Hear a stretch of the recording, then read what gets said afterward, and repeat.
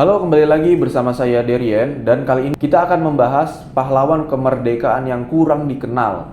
Banyak yang menganggap bahwa pahlawan Indonesia yang terlupakan tersebut disebabkan karena alasan perjuangannya. Padahal perjuangan mereka tidak kalah penting dengan perjuangan tokoh lain yang namanya tercantum di buku-buku pelajaran sejarah atau bahkan dipajang di dinding kelas. Yang pertama adalah pahlawan Frans Kaisiepo. Pasti kalian masih menyimpan selembar uang 10 ribuan. Jika iya, kalian dapat melihat ilustrasi tokoh pahlawan Indonesia bernama Frans Kaisiepo. Beliau adalah salah satu pahlawan yang berasal dari Papua untuk berjuang mempertahankan persatuan dan kesatuan Indonesia. Pasca kemerdekaan Indonesia, beliau menjadi envoy Republik serta terus memantau resistance movement di Papua agar Belanda bisa keluar Indonesia. Setelah berhasil melawan penjajah, Frans Kaisiepo menjabat sebagai gubernur di Irian Barat hingga tahun 1973. Yang kedua ada Bernard Wilhelm Lapian. Beliau adalah pejuang yang memiliki jiwa nasionalis bernama Bernard Wilhelm Lapian, lahir di Minahasa. Pahlawan yang memerdekakan negara kita sebenarnya sudah berjuang sejak Belanda menjajah Indonesia, kemudian dilanjutkan dengan melawan Jepang hingga zaman kemerdekaan yang berhasil dicapai. Beliau pernah memberikan kontribusi besar dengan mendirikan kerapatan Gereja Protestan Minahasa. Selain itu, beliau juga berperan penting dalam peristiwa heroik Merah Putih yang terjadi bulan Februari 1946. Setelah Indonesia merdeka, beliau menjabat sebagai gubernur Sulawesi selama 1 tahun. Yang ketiga ada Tan Malaka. Pahlawan yang memiliki kontribusi besar di dunia pendidikan adalah Tan Malaka. Beliau merupakan guru lulusan Belanda yang kemudian mendedikasikan diri untuk mencerdaskan rakyat Indonesia. Namun niat baik tersebut tidak didukung Belanda, sehingga Tan Malaka diasingkan oleh Belanda. Perjuangan Tan Malaka pun terus dilakukan sampai akhirnya Tan Malaka dieksekusi pada tanggal 21 Februari 1949. Yang keempat, Surastri Karma Trimurti. Ibu Trimurti adalah pahlawan wanita yang berperan penting dalam memperjuangkan kemerdekaan Indonesia. Jika kalian pernah mendengar nama Sayuti Malik, seorang mengetik naskah proklamasi, maka Ibu Trimurti adalah istri beliau. Perjuangan Ibu Trimurti menjadi seorang wartawarti guru sekaligus penulis membuatnya harus ditangkap hingga dipenjara. Ibu Trimurti berusaha menyadarkan bangsa Indonesia bahwa negara ini sedang dijajah. Ia tetap menulis beberapa surat kabar dan memperjuangkan kebebasan pers, berekspresi hingga memperjuangkan kaum-kaum yang tertindas. Yang kelima ada Wikana. Wikana menjadi salah satu nama yang jarang terdengar pada zaman kabinet Perdana Menteri Syahrir. Sebenarnya Wikana pernah menjadi Menteri Negara Urusan Pemuda. Kiprahnya untuk memperjuangkan kemerdekaan Indonesia terwujud yakni dalam bentuk dorongan pada Bung Karno agar segera mendeklarasikan kemerdekaan Indonesia. Saat itu informasi bahwa Jepang sudah mengalami kelelahan Perang Dunia II sudah tersebar. Wikana juga berhasil membujuk para militer Jepang agar tetap membiarkan upacara pembacaan teks proklamasi pada tahun 1945 berlangsung. Yang keenam ada Iyah. Peranan dia sebagai seorang pahlawan di era kemerdekaan tidak boleh diremehkan. Meskipun dia seorang pahlawan kemerdekaan yang kurang dikenal, jika pada saat itu belum ada ponsel untuk mempermudah penyebaran informasi, maka Iyahlah yang menyumbangkan kontribusi cukup besar agar berita tentang kemerdekaan Indonesia dapat tersebar. Beliau adalah tokoh wartawan yang terus berusaha menyebarkan berita bahwa Indonesia telah merdeka, meskipun Jepang berusaha membuat berita sebaliknya, bahkan sampai menyegel kantor berita. Yang ketujuh ada Mayor Jenderal TNI Isman atau disapa Mas Isman.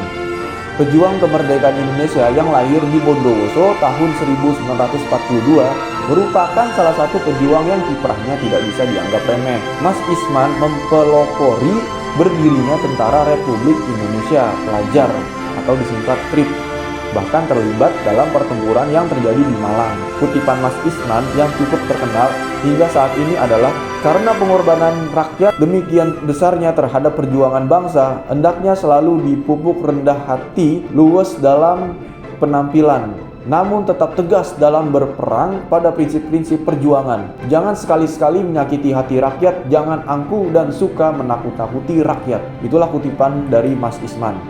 Yang ke-8 ada Ki Bagus Hadikusumo. Tokoh keagamaan Muhammadiyah merupakan pahlawan yang aktif dalam berbagai organisasi, sehingga pengetahuannya dalam organisasi keagamaan maupun organisasi kenegaraan sudah tidak diragukan lagi. Ki Bagus Hadikusumo pernah menjadi wakil ketua Muhammadiyah menggantikan Mas Mansur. Selain itu, beliau juga pernah menjadi anggota BPU PKI dan PPKI. Yang ke-9 ada I Gusti Ngurah Made Agung.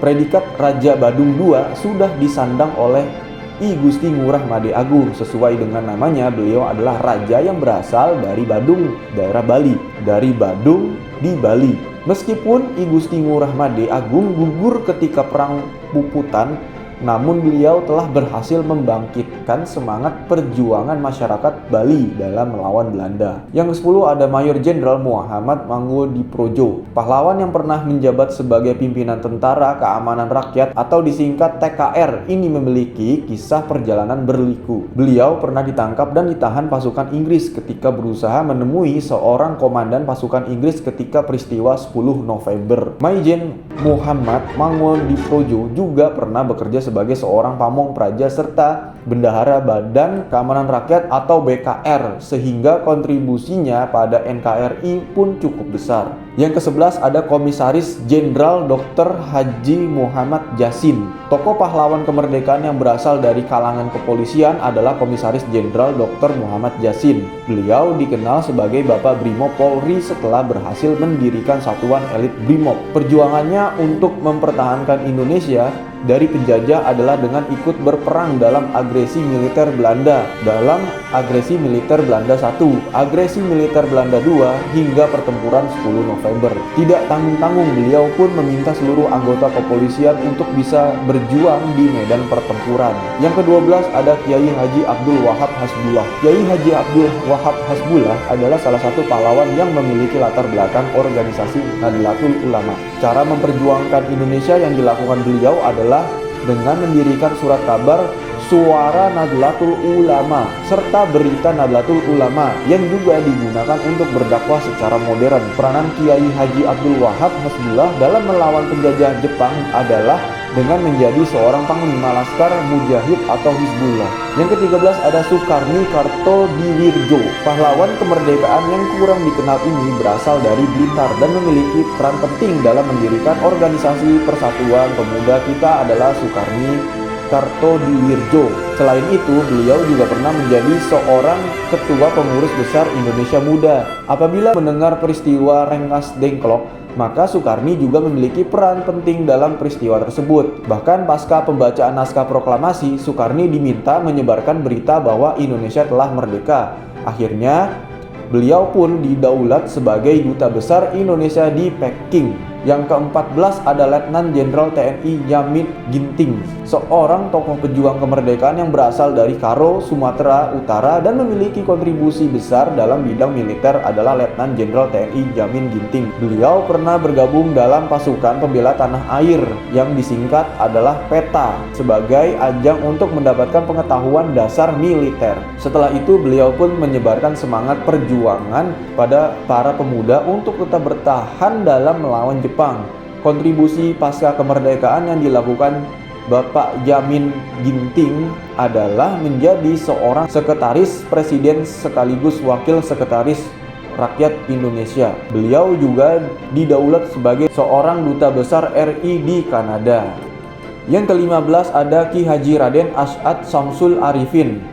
Tokoh pahlawan yang berasal dari organisasi Nahdlatul Ulama dari Indonesia ini memiliki peran penting dalam mengorbankan semangat juang para santri. Pada pertempuran 10 November di Surabaya, beliau juga berada di garda terdepan. Sebenarnya Ki Haji Raden Asy'ad Syamsul Arifin merupakan keturunan Sunan Ampel dan Sunan Kudus, sehingga perjuangannya untuk kemerdekaan Indonesia juga tidak terlepas dari nilai agama. Demikian pahlawan kemerdekaan yang kurang dikenal. Kalian bisa mulai mencari tahu kiprah para pahlawan tersebut dengan membacanya dari buku biografi pahlawan atau dengan menelusuri buku-buku sejarah. Pahlawan kemerdekaan yang kurang dikenal bukan berarti pahlawan tanpa kontribusi, apalagi zaman dulu sudah terdapat banyak pahlawan wanita dunia yang juga tidak kalah penting. Tokoh perjuangan kemerdekaan yang juga menjadi pahlawan kemerdekaan merupakan orang yang jasanya harus selalu kita kenang. Baik, sampai situ saja pembahasan kita kali ini. Jangan lupa like, subscribe, dan share video kami jika kalian suka.